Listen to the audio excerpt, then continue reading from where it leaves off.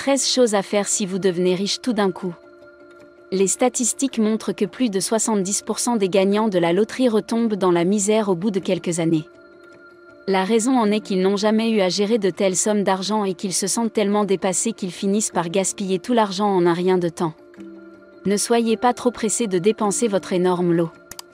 Regardez cette vidéo jusqu'à la fin et découvrez les 13 choses que vous devriez faire.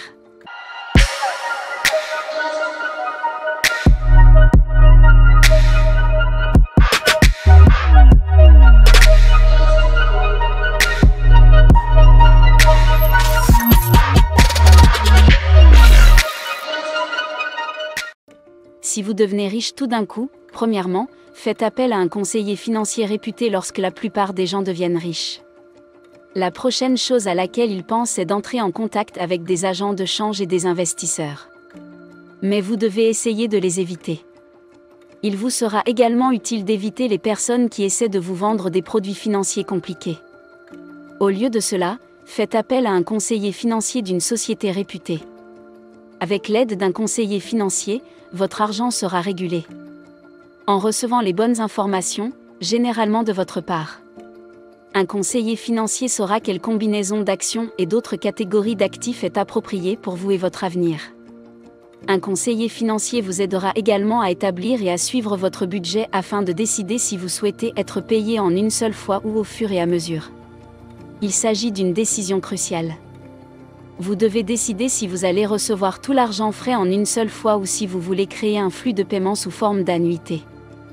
Bien que cela ne soit pas le cas pour toutes les formes d'argent qui vous parviennent rapidement, cela s'applique à des programmes tels que les loteries. Cela s'applique à des systèmes tels que les loteries, où les gagnants peuvent décider d'étaler les paiements sur 30 ans. C'est également le cas pour les bourses d'études et les jugements médicaux et judiciaires. Avant de choisir la voie que vous souhaitez emprunter, assurez-vous d'en parler à votre conseiller financier et à un juriste.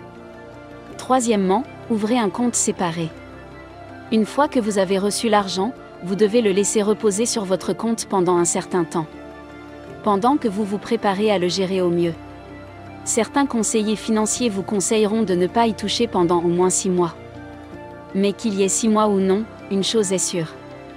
En effet, si vous le laissez sur votre compte habituel, vous risquez d'être tenté de le dépenser, avant même de vous en rendre compte, vous l'avez terminé sans pouvoir rendre compte de la manière dont vous l'avez dépensé pour le garder pour vous. Lorsque vos amis et votre famille découvrent que vous êtes riche, ils vous demandent de leur prêter ou de leur donner de l'argent.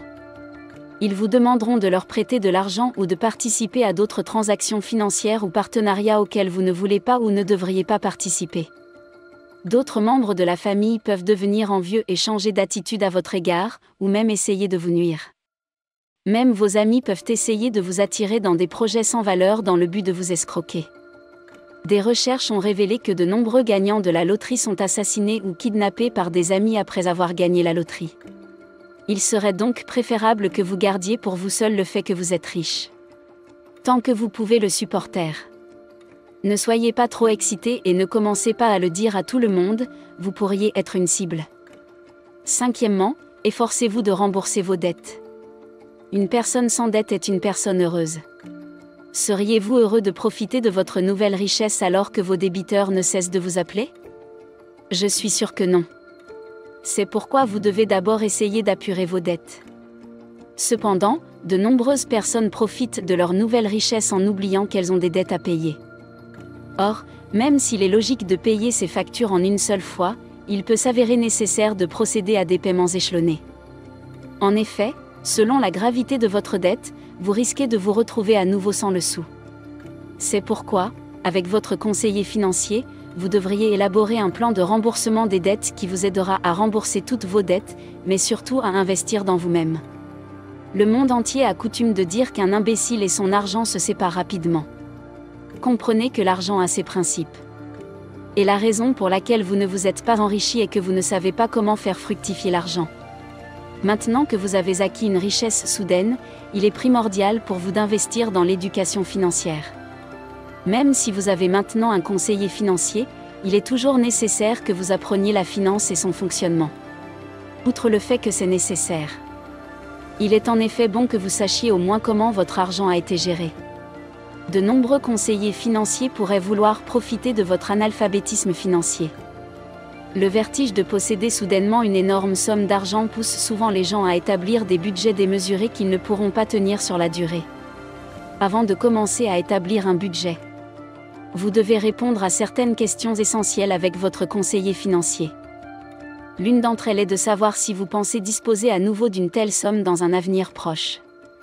En répondant à cette question, vous aurez une idée de ce qui devrait figurer dans votre budget et un plan de secours en cas d'incertitude.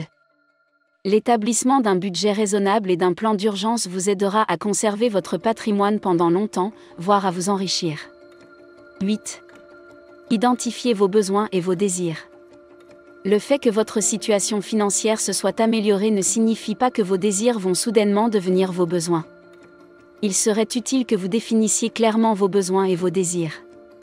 Laissez vos désirs et vos besoins tels qu'ils étaient avant que vous ne deveniez riche. 9.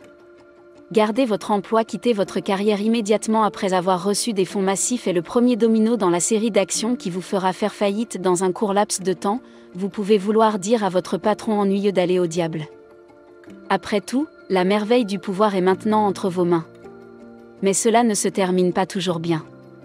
Quelle que soit la somme d'argent que vous avez sur votre compte, vous devriez conserver votre emploi et continuer à vivre comme avant, du moins jusqu'à ce que vous ayez décidé, avec l'aide de votre conseiller financier, de la prochaine étape à franchir, mais veillez à ne pas démissionner en mauvais termes. 10. Faites travailler votre argent pour vous. Dans ses séminaires et ses livres, Robert Kiyosaki insiste toujours sur le fait que les gens riches ne travaillent pas pour l'argent, mais font travailler leur argent pour eux. Ce n'est pas parce que vous êtes devenu riche tout d'un coup que vous le resterez. Si vous ne faites pas travailler votre argent pour vous, il disparaîtra rapidement. Toutefois, vous devez consulter votre conseiller financier avant d'entreprendre toute démarche d'investissement. Ne vous laissez pas griser par les gains, renseignez-vous le plus possible et investissez votre argent dans une cause viable pour laquelle vous êtes prêt à vous engager. 11. Concentrez-vous sur votre santé.